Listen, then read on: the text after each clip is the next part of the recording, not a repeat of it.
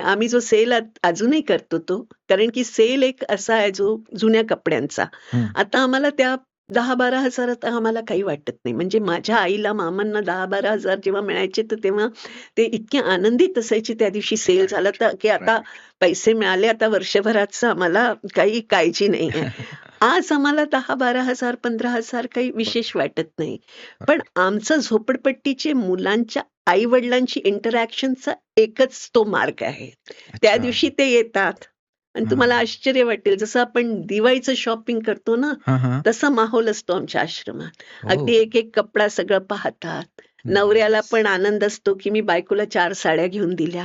बायकोला पण आनंद असतो, की आज मी खूप शॉपिंग केली. अगदी खूपच प्रत्येक जसं आपण पाहून घेतो, तसं ते घेतात. तो माहोलच पाहून माणूस एन्जॉय करू शकतो खूप असं. खूपच इनोव्हेटिव्ह आयडियाज आहे. म्हणजे छोटा-छोटा पैसा जनरेट करण्यासाठी जनरल त्यावेळेला या इनोव्हेटिव्ह आयडियाज सुचल्या आणि त्या अजूनही कंटिन्यू आहेत. कंटिन्यू